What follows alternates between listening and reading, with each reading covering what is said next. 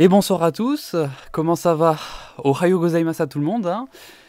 J'espère que vous allez bien, que tout se porte très bien pour vous. Je commence très mal. Je vais vous raconter aujourd'hui une histoire pépite, vraiment une histoire complètement horrible. On est sur un épisode True Crime. Je fais pas souvent de True Crime, mais là, l'affaire sur laquelle je suis tombé, elle m'a rendu complètement fou. J'étais là, mais waouh, j'avais jamais entendu un truc comme ça de ma vie. Et du coup, je me suis dit, il faut absolument que je vous raconte ça. Avant de commencer la vidéo, sachez que je fais tout mon possible pour vous sortir des vidéos dès que je peux.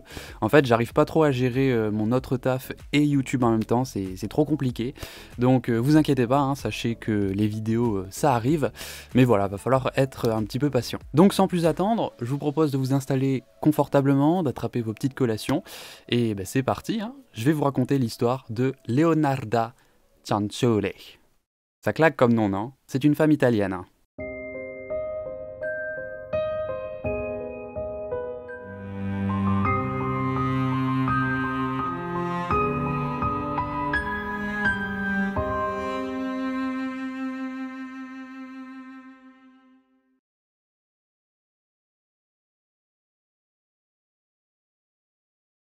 Je vais donc vous raconter l'histoire de Leonarda Cianciulli, née le 14 avril 1894 à Monteia, en Italie. Leonarda est une femme qui a grandi dans une famille pauvre et qui a connu une enfance très difficile, vraiment une enfance des plus chaotiques, qui est notamment due au vécu de sa mère. Voilà, il faut savoir qu'avant la naissance de Leonarda, sa mère, Emilia, a été agressée sexuellement par un homme et elle est tombée enceinte de lui. Elle est tombée enceinte de Leonarda. Le pire dans l'histoire, c'est que lorsque ses parents l'ont découvert, ils savaient que ça allait nuire à la réputation de leur famille. Leur famille était très riche, vous savez, c'était une famille de la haute société, avec des servants, tout ça. Et pour eux, apparemment, le seul moyen de se sortir de cette situation, c'était qu'Emilia marie cet homme, qu'elle marie carrément son agresseur. Ne me demandez pas pourquoi, j'en sais rien, peut-être que c'était aussi une question de religion, j'en sais rien. Ses parents l'ont donc forcé à se marier avec cet homme, et donc Emilia s'est retrouvée avec un mari qu'elle n'aimait pas, avec un enfant qu'elle ne voulait pas, et donc forcément, lorsque la petite Leonarda est née, eh bien elle est née dans un environnement très difficile. Sa mère l'a rejetée parce que bien évidemment elle rejetait toute la faute sur son enfant. Emilia était promise un brillant avenir, elle faisait partie de ces gens de la haute société grâce à sa famille, et à cause du fait qu'elle soit tombée enceinte, eh bien ses parents ont carrément coupé les ponts avec elle et ils lui ont fait marier cet homme mauvais et alcoolique et issu d'une classe ouvrière. Emilia n'avait aucun sentiment pour sa fille, elle ne lui montrait jamais d'affection, elle était extrêmement abusive envers elle. La petite Leonarda était sous-alimentée et elle était constamment sous les critiques et les violences de sa mère, et quant à son père, lui, il s'en foutait royalement d'elle. Son père d'ailleurs est décédé lorsque Leonarda était très jeune, et donc sa mère, Emilia, s'est ensuite remariée. Elle a eu des enfants avec son nouveau mari, des enfants qu'elle aimait et qu'elle s'occupait très bien, à la différence de Leonarda, qui était un peu considérée comme la pestiférée de la maison. Forcément, dans tout cet enfer, Leonarda n'avait pas de raison de vivre et elle a tenté de mettre fin à ses jours à 2 reprises. La première fois à l'âge de 13 ans, elle a fait un nœud avec les draps de son lit et elle a essayé de se pendre, mais le nœud a lâché et elle est tombée. Elle a réessayé 1 an plus tard, mais elle a encore une fois échoué. Au fur et à mesure que les années passent, sa mère, Emilia, a commencé à avoir un minimum de valeur en sa fille. Elle s'est dit que si elle s'y prend bien, elle pourrait la marier à un homme riche. Et ça permettrait à toute la famille de sortir de la pauvreté. Donc, elle comptait vraiment là-dessus. Mais Leonarda, elle de son côté, n'était pas au courant des projets de sa mère. Elle se disait que le seul moyen qu'elle se sorte de tout cet enfer, eh bien c'était qu'elle rencontre quelqu'un. Elle a fini par tomber amoureuse d'un homme du nom de Raphaël Panzari, qui travaillait en tant que fonctionnaire. C'était pas un gars issu d'une famille riche, mais au moins il l'a traité avec respect. Et donc, lorsque Raphaël lui a fait sa demande en mariage, elle a directement accepté. Leonarda a ensuite annoncé la nouvelle à sa mère, comme quoi elle allait se marier et qu'elle était super contente. Mais à ce moment-là, sa mère n'a pas du tout apprécié, parce que c'était pas dans ses projets. Elle lui a dit que si elle marie cet homme, elle lui promet qu'elle vivra une vie misérable jusqu'à sa mort. C'est chaud, hein? Maintenant, la réaction de sa mère ne l'a pas vraiment étonnée, parce que depuis toujours, sa mère ne cherche que son malheur. Donc, elle lui a dit qu'elle allait marier cet homme. Et à ce moment-là, sa mère l'a maudite. Elle lui a en quelque sorte jeté une malédiction en face d'elle. Leonarda est une femme très superstitieuse qui a grandi dans toutes ses croyances sur la superstition. Donc elle croit à tout ça, mais on en reparlera plus tard. Leonarda est donc partie de la maison. Sa mère ne voulait plus rien avoir à faire avec elle, et donc elle est partie vivre avec Raphaël. Leonarda faisait tout pour être l'épouse parfaite, bien que son mari ne lui demandait rien de spécial. Maintenant que sa mère n'était plus tout le temps derrière elle, en train de la critiquer, en train de la descendre, eh bien, Leonarda est devenue sa propre critique, et elle était très dure avec elle, ce qui fait qu'elle cherchait à tout faire à la perfection. Un jour, il y a eu cette fête foraine qui est arrivée dans leur village et Leonarda avait entendu dire qu'il y avait des voyants. Donc elle a décidé d'aller en voir un parce qu'elle croit vraiment à ce genre de choses et aussi parce qu'elle avait peur d'avoir été maudite par sa mère. Parce qu'il se trouve que depuis qu'elle est mariée avec Raphaël, elle a essayé de tomber enceinte. Elle a vraiment tout fait pour que ça arrive, mais rien. Donc elle est allée voir une voyante qui lui a lu les lignes de la main. Elle lui a prédit qu'elle vivrait une vie longue et qu'elle aura plein d'enfants, ce qui est trop cool, hein. Mais il y a un petit mais, plutôt un gros mais d'ailleurs. Elle lui a dit que tous ses enfants mourront jeunes. Ils mourront bien avant elle. T'imagines, il y a un voyant qui te dit ça, mon pote? Moi, je paye pas le voyant, hein. C'est finalement au bout de 3 ans de mariage que Leonarda est enfin tombée enceinte de son premier enfant. Et c'est à partir de ce moment-là que son anxiété a commencé à monter en flèche, vu la prédiction que la voyante lui avait faite. Déjà que de base, Leonarda est une femme qui a un petit peu peur de tout et n'importe quoi, là, c'était encore pire. Et ça a aggravé les crises qu'elle faisait. Parce qu'elle faisait des crises. Seulement 3 mois après avoir eu son premier enfant, Leonarda l'a perdu. Donc elle était bien évidemment complètement dévastée et ça a renforcé cette croyance que sa mère l'avait effectivement maudite. Le couple a ensuite décidé de quitter Monteia et de déménager dans l'espoir de trouver un meilleur travail, un boulot qui rapporte plus. Ils se sont donc installés dans le village natal de Raphaël en 1921, qui s'appelle Loria, dans la province de Potenza, dans le sud de l'Italie. Le couple s'est installé, Raphaël a trouvé du travail et Leonarda est de nouveau tombée enceinte. Quelques mois plus tard, le bébé est né. Leonarda faisait très attention à son enfant. Elle surveillait le moindre de ses faits et gestes et au fur et à mesure que le temps passe, tout allait pour le mieux. Son enfant a fêté ses 1 an, puis ses 2 ans. Leonarda était devenue moins anxieuse, tout allait plutôt bien dans sa vie. Mais malheureusement, 3 ans après que ce second enfant soit né, Leonarda l'a perdu. T'imagines l'horreur ? Au total, Leonarda est tombée enceinte 17 fois. Parmi ces 17 grossesses, elle a fait 3 fausses couches, ce qui veut dire qu'elle a donné naissance à 14 enfants. Et parmi ces 14 enfants, il y en a 10 qui sont morts en bas âge. Et c'est pas encore la fin de toutes les merdes qui leur sont arrivées, vous allez voir. En 1927, Leonarda a été arrêtée pour fraude, parce que financièrement, en fait, ils étaient dans la galère, donc elle a essayé en quelque sorte de voler de l'argent, sauf qu'elle s'est fait prendre et elle a été condamnée à 1 an et demi de prison. À sa sortie, le couple a dû redéménager parce qu'ils étaient mal vus, et donc ils se sont installés dans une communauté qui s'appelle Lacedonia, dans la province d'Avellino.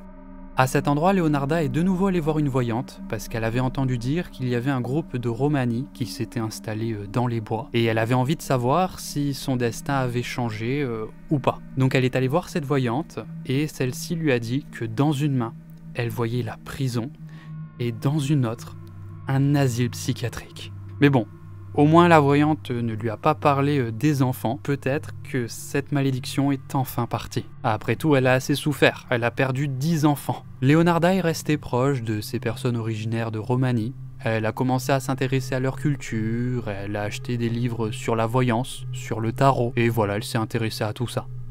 En 1930, Leonarda, Raphaël et leurs 4 enfants restants ont été confrontés à une nouvelle galère. La ville a été touchée par un tremblement de terre et leur maison a été détruite. Ils ont été forcés de déménager encore une fois pour s'installer, cette fois-ci pour de bon, à Correggio. Ils se sont donc installés dans cette communauté et ils ont vraiment bien été aidés par les habitants qui avaient de la peine pour eux vu qu'ils avaient tout perdu. On leur a confié une maison.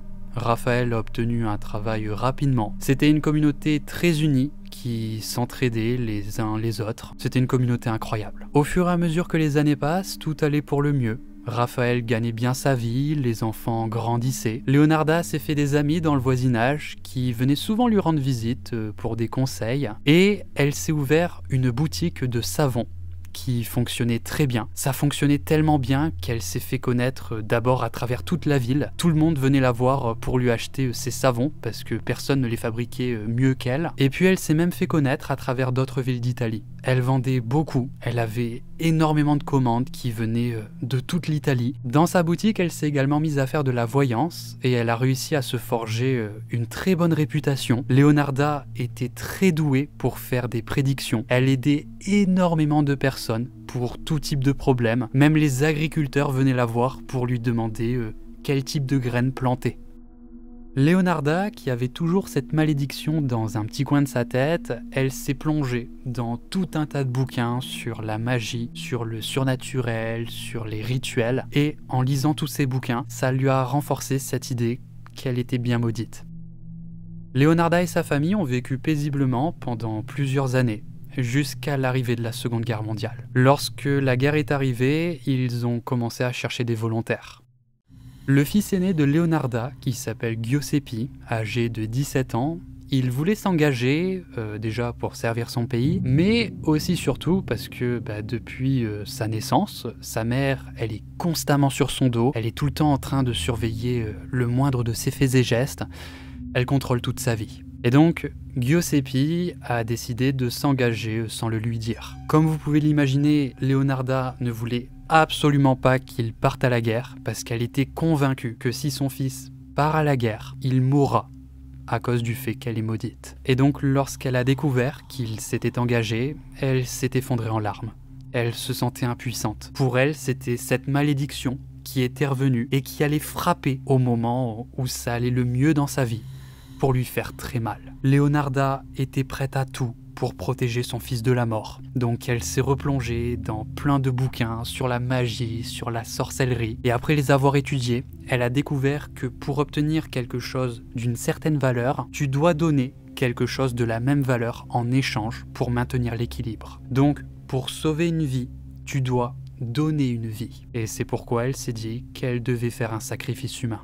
Elle a donc réfléchi à une victime et elle a pensé à cette vieille femme du nom de Faustina Cetti. Ça fait à peu près 1 an qu'elle vient la voir pour le même problème. Elle est désespérée à l'idée de trouver un mari. C'est une femme qui vit seule, elle n'a pas d'enfants, elle a probablement peu d'amis, donc elle s'est dit que c'était la victime idéale. Lorsque Faustina est venue lui rendre visite, comme à son habitude, Leonarda lui a annoncé une excellente nouvelle. Elle lui a trouvé le mari idéal. Voilà, elle lui a cuisiné un mensonge comme quoi elle communiquait par lettres avec cet homme à Pola. C'est une ville loin d'ici et comme cet homme cherche une femme, Leonarda s'est permise de parler de Faustina et d'ajouter également une photo. Et apparemment, l'homme est tombé sous son charme. Il veut carrément la marier. Faustina était folle, elle n'en revenait pas, elle voulait en savoir plus et Leonarda continuait dans ses mensonges. Faustina n'avait aucune raison de douter d'elle parce que Leonarda est une femme très respectée, elle aide énormément de personnes, donc elle avait confiance en elle. Rappelez-vous que Leonarda fait aussi de la voyance, donc elle n'a eu aucune difficulté à convaincre Faustina de faire tout ce qu'elle lui demandait. Donc elle lui a fait écrire des lettres pour ses proches, pour ne pas qu'ils s'inquiètent. En gros, elle lui a dit d'écrire que maintenant elle est avec son nouveau mari, Apollo, et qu'elle est super heureuse. Elle a ensuite dit à Faustina qu'il faut qu'elle parte vite, donc elle lui a dit de rentrer chez elle, d'écrire les lettres et de faire ses valises. Le jour du grand départ, Faustina est arrivée à la maison de Leonarda toute stressée à l'idée de commencer sa nouvelle vie. Donc Leonarda lui a tendu un verre de vin pour qu'elle se relaxe un petit peu avant d'aller retrouver son mari. Faustina a commencé à boire dans le verre et puis elle s'est mise à parler du vin, comme quoi il avait un goût et une texture un petit peu étranges. Leonarda lui a dit de tout boire. Et puis elle est allée dans la pièce d'à côté, en attendant que son ami était en train de s'endormir à cause de la drogue qui faisait effet. Leonarda est revenue avec une hache à la main, et elle lui a dit « Je suis vraiment désolée ». Et elle lui a donné un coup de hache. Elle a raté son premier coup, ça n'a pas atterri à l'endroit idéal, et donc elle lui en a donné un autre, qui cette fois-ci a atterri dans sa tête. Elle a ensuite tiré son corps dans la pièce d'à côté, et elle l'a découpé en 9 parties. Elle a ensuite placé les différentes parties du corps dans un chaudron dans lequel elle a ajouté 7 kg de soude caustique qu'elle avait acheté pour faire du savon. Elle a mélangé et a fait bouillir ça pendant des heures jusqu'à ce que les morceaux se dissolvent. Ça a créé une bouillie épaisse et sombre et lorsqu'elle a vu ça, ça l'a frustrée parce que cette bouillie était inutilisable. Tout le sang qu'elle a récupéré, elle l'a placé dans un four pour le faire sécher. Et une fois le sang transformé en une sorte de gélatine, elle l'a mélangé à des saveurs. Elle a ajouté des œufs, du beurre, du sucre, du chocolat, de la margarine. Elle a pétri tous les ingrédients ensemble et avec tout ça, elle a fait des biscuits. Leonarda a récupéré tout l'argent qui était dans la valise de Faustina et il y avait beaucoup d'argent vu que c'était toutes ses économies. C'était tout l'argent qui lui restait. Elle a bien sûr entre-temps nettoyé toute sa maison. Elle a ensuite envoyé les différentes lettres que Faustina a écrites à ses proches pour ne pas qu'ils s'inquiètent. Les biscuits qu'elle a fabriqués, elle les a ensuite servis à son fils, à des personnes qui lui rendaient visite et elle en a également mangé. Leonarda n'était pas satisfaite parce que déjà la femme qu'elle a tuée, en fin de compte, elle n'avait pas la même valeur que son fils parce qu'elle était vieille. Elle voulait également protéger son fils à la fois de l'intérieur, grâce aux biscuits, mais aussi de l'extérieur, à partir de quelque chose qu'elle a essayé de fabriquer, mais elle n'a pas réussi. Elle a mis la faute sur le corps de Faustina, qui était peut-être trop maigre, et donc elle s'est mise à chercher une nouvelle victime. C'était en 1940. La prochaine victime en question se nomme Francesca Soavi, âgée de 55 ans. C'était une veuve qui vivait seule. Elle était autrefois prof, mais elle avait arrêté de travailler lorsque son mari est tombé malade. Et malheureusement, lorsqu'il est décédé, elle n'a pas pu retrouver son travail. Et donc maintenant, elle était en galère financièrement. Leonarda a utilisé la même méthode que pour sa première victime. Elle lui a dit qu'elle a entendu parler de cette super offre de travail qui s'était libérée dans une école de filles à Piacenza, et elle lui a réservé le poste. De la même manière, Leonarda a réussi à la convaincre d'écrire des lettres pour ses proches, pour ne pas qu'ils s'inquiètent, et comme pour la première, Francesca est venue ce matin-là chez Leonarda avec ses affaires toutes prêtes. Leonarda l'a droguée avec un verre de vin et elle l'a tuée. Elle a fait exactement la même chose qu'auparavant, mais encore une fois, dans le chaudron, il y avait cette bouillie noire, épaisse et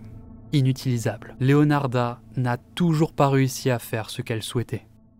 Elle a encore une fois fait des biscuits à partir du sang de sa victime qu'elle a ensuite servi à des personnes qui lui rendaient visite.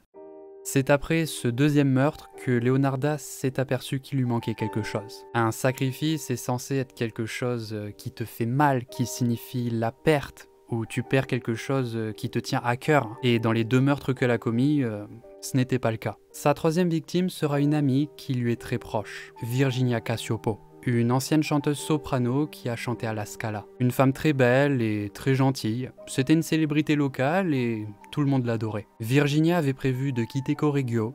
Elle sentait qu'elle avait toujours un avenir brillant quelque part, mais elle ne savait pas où. Leonarda et cette femme étaient très proches, elles étaient limite meilleures amies, et donc encore une fois, sa victime n'avait aucune raison de douter d'elle. Comme pour les 2 femmes précédentes, Leonarda lui a dressé cette opportunité incroyable dans une autre ville d'Italie. Le jour de son départ, Virginia est arrivée à la maison de Leonarda. Celle-ci lui a servi un verre de vin qu'elle a bu entièrement. Leonarda a ensuite attrapé la hache et elle l'a tuée. Comme toutes les autres, elle a fini à la casserole. Sauf que cette fois-ci, la chair de cette femme était grasse et blanche. Et dans le chaudron, tout s'est bien mélangé comme elle le souhaitait. Elle a ensuite ajouté toute une bouteille de parfum dans le chaudron. C'était la bouteille de parfum de son ami qu'elle avait dans sa valise. En la tuant, Leonarda s'est concentrée sur la perte du sacrifice, sur la tristesse qu'elle a ressentie. Et vu le résultat qu'elle a obtenu dans le chaudron, eh bien c'était la preuve pour elle que ça avait bien fonctionné. Avec le sang, comme d'habitude, elle a fabriqué des biscuits qui, cette fois-ci, n'étaient pas secs. Au contraire, ils avaient même meilleur goût. Avec ce corps, Leonarda a enfin pu fabriquer ce qu'elle voulait, c'est-à-dire un savon crémeux des plus acceptables. Maintenant qu'elle a enfin réussi à fabriquer ce qu'elle voulait, elle a pu passer à la dernière partie de son plan. C'était de laver son fils Giuseppe. Il faut savoir qu'il n'était pas encore parti à la guerre, hein, il rentrait tous les soirs à la maison. Et donc ce soir-là, lorsqu'il est rentré, Leonarda lui a dit qu'elle lui avait préparé un bain et qu'elle allait le laver. Forcément, Giuseppe a trouvé ça extrêmement bizarre parce que il est adulte, hein, il se lave tout seul, mais Leonarda ne lui a pas laissé le choix. Elle l'a mis dans la baignoire et elle s'est mise à le frotter avec le savon qu'elle a fabriqué, et pendant qu'elle le frottait, elle lui faisait également manger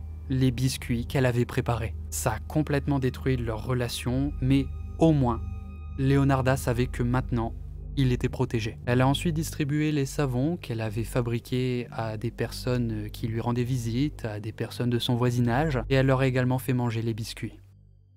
Au fur et à mesure que les jours passent, la femme du frère de Virginia, qui s'appelle Albertina Fanti, a commencé à se dire qu'il y a quelque chose qui n'allait pas. Elle a reçu quelques lettres de Virginia, mais au fur et à mesure que les jours passent, elle ne recevait plus rien. Et ça ressemble pas au comportement de sa belle-sœur. Donc elle a commencé à s'inquiéter, elle a parlé à différentes personnes du voisinage, et la dernière fois que ces personnes ont vu Virginia, eh bien c'était lorsqu'elle était sur le point de partir, lorsqu'elle est allée voir Leonarda. Albertina est donc allée chez Leonarda. Celle-ci lui a probablement servi un petit thé avec des petits biscuits. Putain. Je suis vraiment un connard. Leonarda lui a bien sûr menti, hein. Elle lui a dit que Virginia lui a parlé de cette opportunité de travail et qu'elle partait, mais qu'elle n'en sait pas plus. Albertina était méfiante, elle l'a suspecté, donc elle est allée voir la police et ils ont commencé à mener leur enquête. Les policiers ont finalement fait le lien avec les deux autres femmes qui avaient disparu auparavant, parce que elles aussi, elles étaient allées chez Leonarda le jour de leur disparition. Ils ont donc fait une petite visite à Leonarda, et vous savez, Leonarda, c'est une petite vieille, très respectueuse, qui semble toute gentille comme ça. Elle leur a dit qu'effectivement, ces femmes sont venues chez elle pour leur faire une lecture des lignes de la main, mais à part ça, elle n'en sait pas plus. Les policiers ne la soupçonnaient pas. Pour eux, c'était impossible que cette petite vieille ait pu se charger de 3 femmes. L'enquête a ensuite avancé lorsque les policiers ont analysé les lettres qui ont été envoyées. Ils ont découvert que toutes ces lettres ont été postées par la même personne. C'était Giuseppe, le fils aîné de Leonarda, parce qu'en fait, celle-ci lui demandait souvent d'aller poster des lettres. Les policiers étaient maintenant convaincus que c'était Giuseppe le responsable de leur disparition, et donc ils l'ont arrêté. Lorsqu'ils l'ont arrêté, Leonarda est allée au poste de police et elle leur a dit que c'était elle la coupable, que c'était elle qui avait tué ces 3 femmes. Les policiers ne la croyaient pas. Pour eux, c'était juste une mère qui faisait tout pour protéger son fils, pour ne pas qu'il aille en prison. Alors Leonarda a commencé à leur raconter tout ce qu'elle a fait. Et les policiers n'en revenaient pas. Leonarda a finalement été arrêtée à la place de Giuseppe. Elle a donc été jugée, elle est rentrée dans tous les détails de ce qu'elle a fait. Et elle en était fière. Elle semblait apprécier les réactions d'horreur que les gens avaient sur leur visage. Pendant son procès, elle semblait complètement folle. Elle souriait, elle racontait des petites anecdotes sur ses victimes et elle se marrait toute seule. Donc je pense que la sentence a surtout été portée sur le fait qu'elle était mentalement atteinte parce qu'elle n'a été condamnée qu'à 30 ans de prison et elle devait également effectuer 3 ans supplémentaires dans un asile psychiatrique.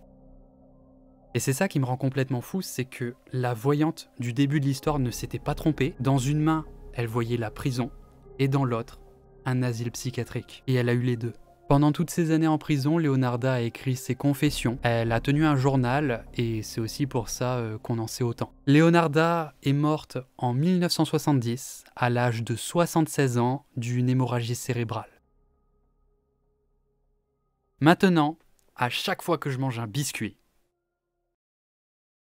oui, je repense à cette histoire. Et je vous jure que c'est vrai. Alors, J'espère vraiment que c'est dû au fait que voilà, c'est parce que je tourne la vidéo, j'ai mis plusieurs jours à écrire le script. J'espère que c'est dû à ça et pas que j'ai des séquelles, hein. T'imagines, j'ai des séquelles, là? Je vais devoir aller voir un psychologue quand. Ouh! Je redescends le sérieux, tu vois, parce que là, je faisais le sérieux dans la vidéo pour mettre une petite ambiance, tu vois, pour que ce soit sombre et tout. Mais c'est compliqué parfois de faire ça, hein, je vous le dis, c'est pas toujours simple. J'espère du coup que vous avez passé un agréable moment à regarder cette vidéo, que vous allez pas faire des cauchemars cette nuit. Et voilà, sinon ce sera de ma faute. Très bonne soirée à tous, je vous fais plein de bisous et je vous dis à la prochaine. Pensez à vous abonner quand même, hein.